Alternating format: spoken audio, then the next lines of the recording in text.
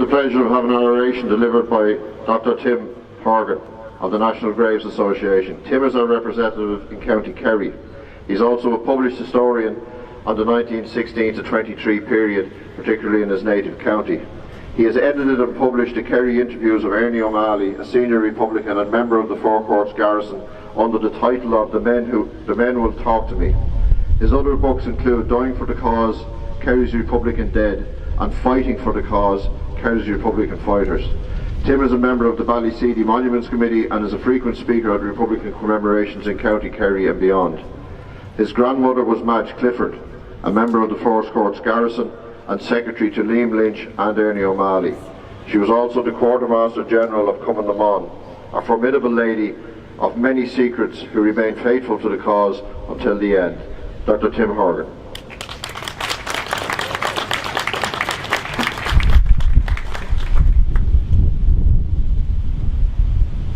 Now, I hope the rain stays away. Can you hear me, yes?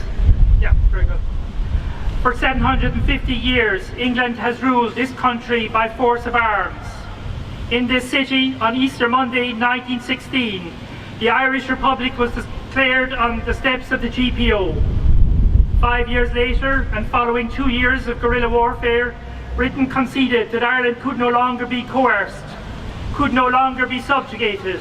The croppies would no longer lie down.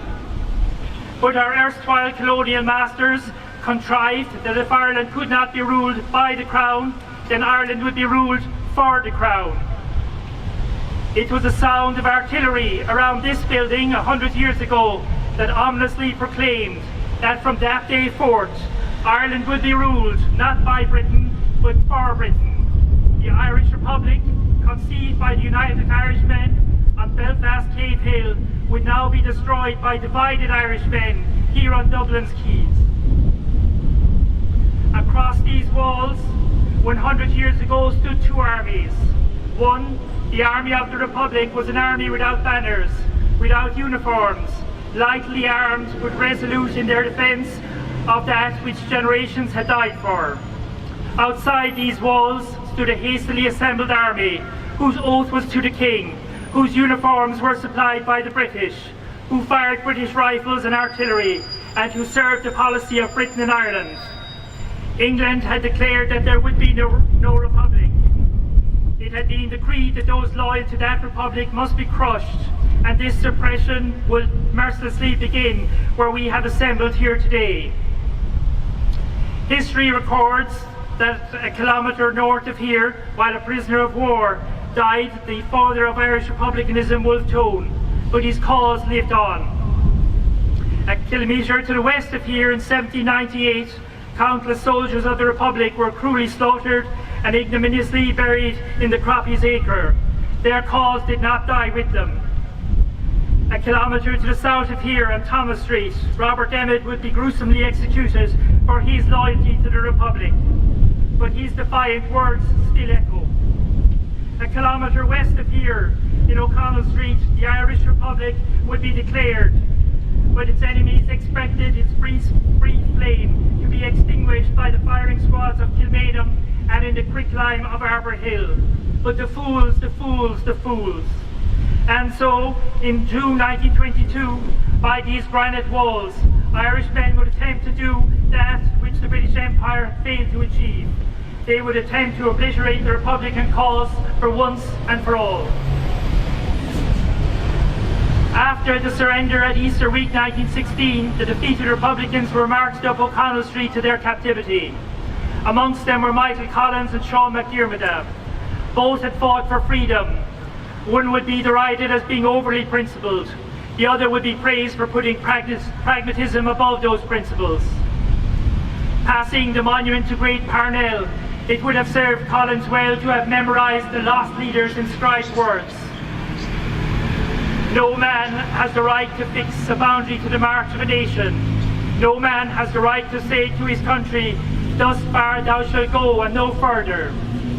But 6 years later, Collins did fix a boundary, not only to the march of a nation, but through that nation. Two states were formed, each to be ruled not by Britain, but for Britain. In the northeast, a sectarian state in which bigotry would be regarded as being beneficial to those descendants who had shouldered pikes with Henry Joy McCracken and Henry Munro. The southern state would require a new elite to rule it and control it. It was a state in which profit would outweigh principle, political power would displace patriotism. Top hats would replace flat caps. Judges' wigs and gowns and bishops' mitres, internments and firing squads would block that path to the Republic declared in 1916. Partition would be copper fastened. It would be thus far and no further for Ireland. An updated version of the Tudors' surrender and regrant policy. Liberty, equality and fraternity were to be consigned to quicklime. In 1919, Collins ordered the killing of the 2 Irish RIC men who had identified his comrade, Sean McDiarmid. Brave McDiarmid, whose last defying words were, "Damn your concessions, England, we want our country." Would that Michael Collins would have uttered these words rather than fixing that boundary that still remains a barrier to the march of our nation.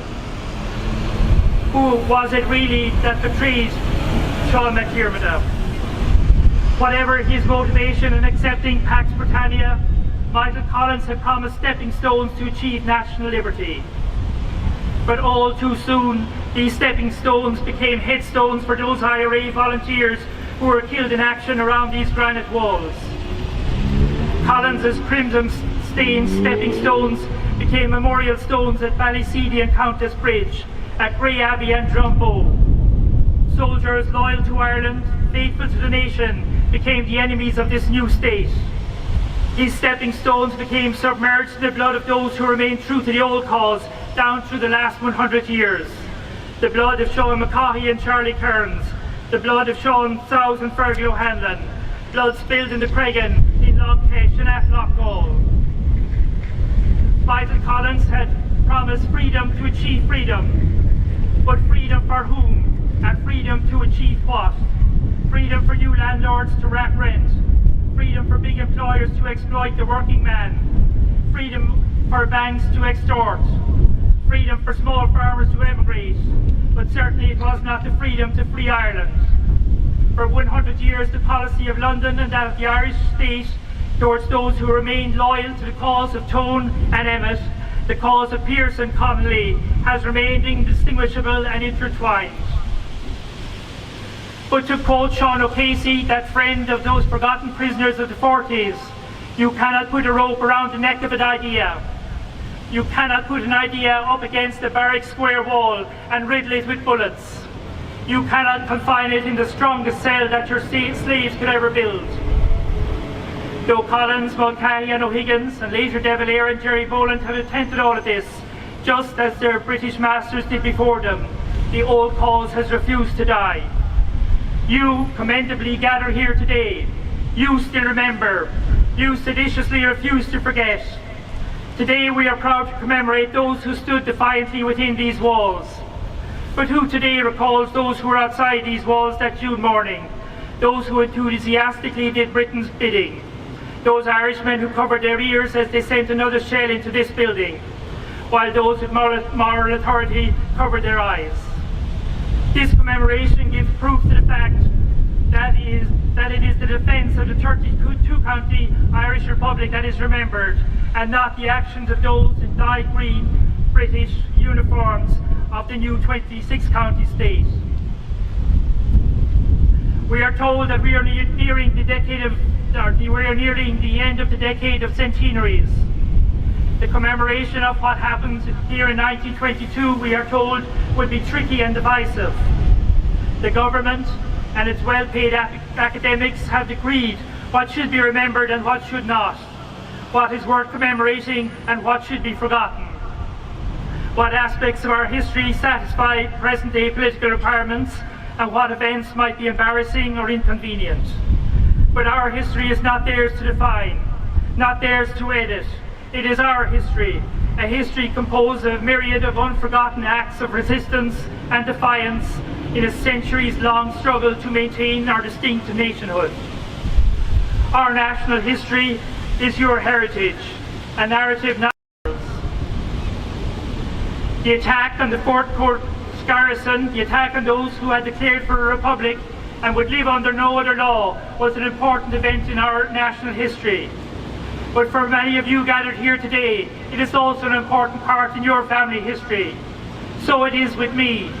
Madge Clifford, my grandmother, joined Commemoration in 1913, gathered with her comrades to await Caseman's weapons in Tralee in 1916, fought in Dublin against the Black and Tans, and on the 28th of June 1922, she was here in the Four Courts.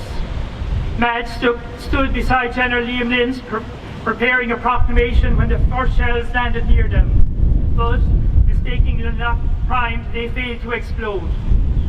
After the surrender, she was one of the few who escaped, carrying the garrison's documents in Joe McKelvey's suitcase. She would never see her friends, Liam Mellows and Rory O'Connor, again, as she went on to defend the beleaguered Republic at the side of Ernie O'Malley and Liam Lynch. The wise men have told us their cause was a failure. They always do. They tell us that that was then and it is different now. They draw lines through history. They tell us that the men of 1916 and the soldiers of 22 were totally different than those volunteers who fought in the last war of independence in the Six Counties. In 1971, Madge Clifford would write to the son of her dead comrade, General Ernie O'Malley. From this letter I quote, "The fight in the north is very bad. It is tough, but a lot of good young lads from the south are up there. I wish I were young again. I would go, and so would your father." To her it was the same cause, the same fight. Her comrade in the Fort Courts garrison, Maura Comerford, would die in 1982 with her last effort supporting the H Block prisoners. The same cause, the same fight, steadfast women. Today's wise men will patronizingly pronounce that there were two sides to the conflict. One side was as bad as the other, but there was not an equivalence between those who were within the Fort Courts walls and those attackers outside. There was a difference between those who fought for a proud, unbroken nation and those who fought for a newly established state subservient to the British Empire. There was a difference between those who had taken an oath to the Republic and those who had sworn allegiance to the King. There was a difference between those who fought for the Republic and those who sought to destroy it. There was a difference between the prisoners who were tied to a landmine in Ballyseedy and those who detonated it. There was a difference between those who faced the firing squads and those who fired at deadly volleys. There was a difference between the teenage prisoners found dumped in Dublin's ditches and those who put British bullets in their heads. There was a difference between those who were tortured and their tormentors. There was a difference between the laws of God and the edicts of the bishops. There was a right side and a wrong side in the Civil War, a right side and a wrong side. You gather here today because you are proud to declare which was the right side and which was the wrong side. Proud to remember what others would forget, what others would have you forget. To the easily persuaded Michael Collins and Arthur Griffith and those that followed them into the Empire, Father Michael O'Flanagan would address the immortal words, "They have fooled you again." They were indeed fooled by Britain. They were mesmerised by the trappings of power, seduced by their newly found status. They found it easy to sleep on other men's wounds. Indeed, the prophetic words of Patrick Pearse could be slightly modified to refer to these Irishmen, those men who started the Civil War here at the Four Courts at 4:20 a.m. on Wednesday the 28th of June 1922. The fools, the fools, the fools, they have left us more of our Fenian dead. While Ireland holds these graves, Ireland unfree shall never be at peace. Gormagan.